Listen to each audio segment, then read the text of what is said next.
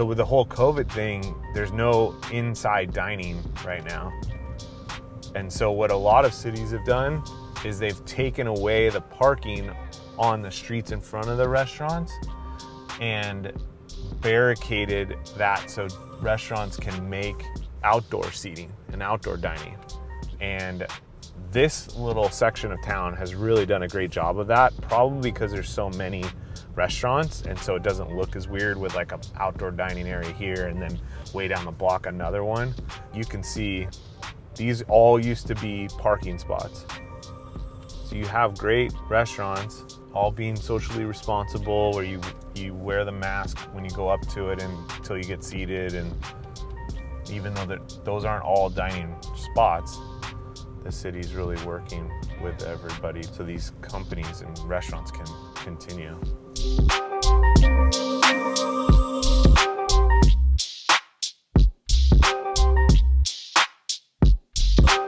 So I'm with Lauren. She's with Hook and Plow Restaurants. She's one of the owners. And we're here to kind of talk about what life is like now that there's no in-store dining, I guess. Is that the way to put it? Yeah. We're at your Redondo Beach location in the Hollywood Rivera.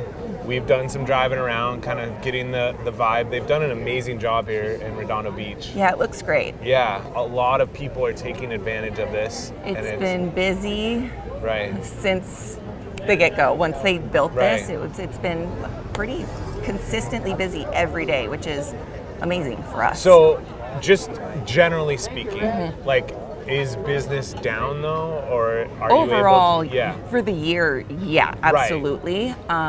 You know, when we found out in March that there's this quarantine going on and that we had to basically close the doors Right. for any in-restaurant dining, right, it was tough. It was For really sure. hard. We're like, had to just instantly go into brainstorming mode of like, how are we going to keep the doors open, keep the lights on, how are we going to pay for things? So it was tough for a couple months, Right. but I think one of the biggest learnings we've had through all of this is to be completely adaptable, Yeah. and you just have to keep changing. but you're finding that people want to come out and eat and get out of the 100%, house. yeah. People are ready. Since they reopened Right. the outside dining, it's Right. been busy every day. Right. So, And we're down here in Redondo, and you have another location in Hermosa Beach on Pier Avenue. yeah. And are you doing the same thing there? We are, yep. Okay. So we have our patio dining, and then we've built out at both locations what they call the parkettes. Okay.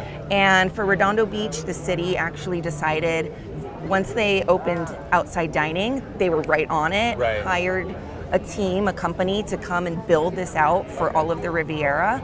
And This then is us for Redondo. For Redondo Beach specifically. And Yeah. then, so they spent the money to build it out, and then us as the business owner rent it from the From them. city Okay. each month. Okay. To be able to, because we're taking up parking spaces, course. we're intruding into the road a little bit, Right. and there was a big expense for the city Right. to put all of this together, so we rent it out from them every month.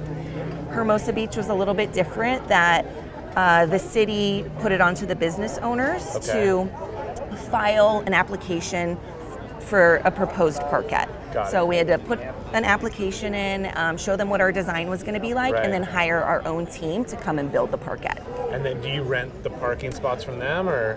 As of now, no. For Hermosa Beach, it was Okay. just sort of given. Got So it. it was the upfront expense to build the parkette, but Got there's it. no monthly rental fee. Got it. Okay. So that's All right. sort of the difference between Right. the two And we're talking cities. about two different size cities, though, too. Like For City sure. Hall. I mean, Yeah. Redondo Beach is a much bigger geographic city. Hermosa Beach is very small beach Mm-hmm. town. I see how you might get different ways of going about it. Right. But it seems like Redondo, like they've really created a great atmosphere here, just going even in front of other storefronts that are not restaurants, really providing a lot of Yeah, seating. So are you absolutely. using the same amount of staff to service this? Is Here it in similar? Redondo, because of the space that they built out for us Right. here, we have, I would say, close to our normal Right. everyday staffing before Gotcha. COVID hit. Right. So we're pretty much operating at full staff. Gotcha. In Hermosa, we're just a little bit shy of what, we're not fully staffed the way that we were before. Sure. because we don't have as many seats Right. as we did before, but we're pretty darn close. It's Okay. almost equal. Gotcha. Yeah. Now, do you find people don't enjoy being like on the street like this? Is the noise an issue, or are they just happy to be out and they don't care I as think much? people are so happy to be out. We haven't had any complaints as That's far awesome. as, and it's actually preferred. Right. You know, we have our little dining area, outside dining area right here, our patio. Yeah. And people prefer to be on the parquet. Interesting. It's almost a little more European. Yeah, you know, for you're sure. just like out with people and Yeah. lots going on, and it's exciting and fun. So people prefer to eat out here versus even the patio dining, which is Interesting. interesting. And Do you see any of this being permanent or seasonal? Like no, in the future? I'm hoping that it's Right. more permanent. Yeah. So far, the cities have said, Hermosa Beach specifically, that we have a 6-month timeline Got it. at a minimum. Right. So they're giving us till kind of the end of the year Right. to allow it this way. But Right. I'm really thinking that the community has gotten so behind it and people are really enjoying it that Right. I think they're gonna hopefully like keep it around. Yeah. And so this is the newer of the two locations for you. Right. How long have you been open here? We opened this one in September of Of last last year, year. of 2019. So you were only open a few So months. we like had 6 like, months.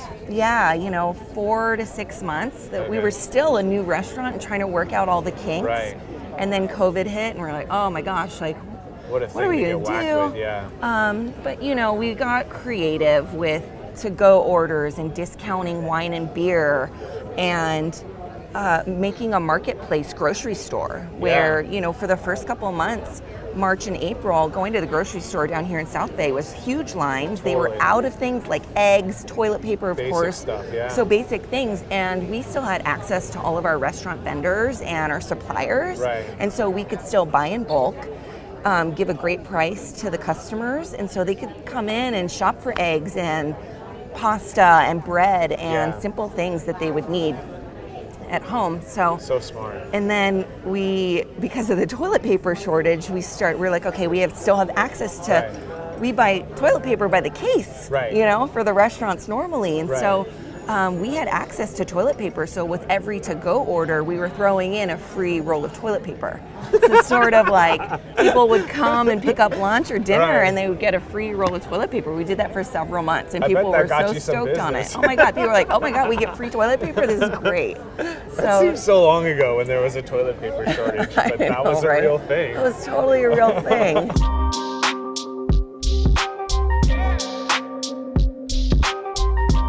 So give us an idea of what the theme of this restaurant is, what your menu is like, and what you guys serve, your cuisine. Sure, yeah. So we are a farm-to-table style restaurant. Right. So we really... It's a very popular term these days, Sure. but what does that mean? What does that mean? It Yeah. means that we try to source everything as local as possible. Okay.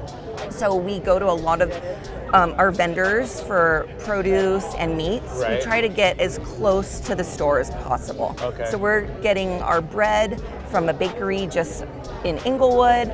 Our farms that we use are just outside of LA County. We only bring in craft beer from the area. All of our wines are strictly from California. It's like the closer to the restaurant, the better. So Got we're it. just like uber local as Right. much as possible. Right. And then we also have a big focus around organic. Right. Like 80 to 90% of our menu is organic, Okay. which we find here in South Bay, there's a real want and For need sure. for that. Yeah. And because we're here at the beach, we're farm to table, ocean to plate. You have a lot of We do a seafood lot on of them? seafood. We're Right. here at the beach. We have access to a lot of great seafood products. Right. So we like to highlight that as well. Got you. And you and your sister grew up in Hawaii, Yep, right? mhm. So you have that kind of background. For sure, lots Yeah. of seafood, and you Gotcha. see, my sister and I, because we grew up in the islands, like we have a little bit of our Hawaii flair on the menu. We've got Right. poke at both locations, furikake fries, which is one of Those our are most delicious, popular by the way, items, which yeah. is a blend of seaweed. And back home in Hawaii, Right. furikake seasoning is everywhere. Right. So we're like our little twist. But there is a significant undertone of people like wanting and needing to get out. For sure. And like something like this where you can feel safe and do it in a responsible manner, people really enjoy, Yeah, I think. yeah, So, 100%. yeah, good for you guys. So, I'm so happy, yeah. that you're figuring out a way to make it work. So I Thank appreciate you. you doing this. Yeah, absolutely. Okay. Anytime. Awesome.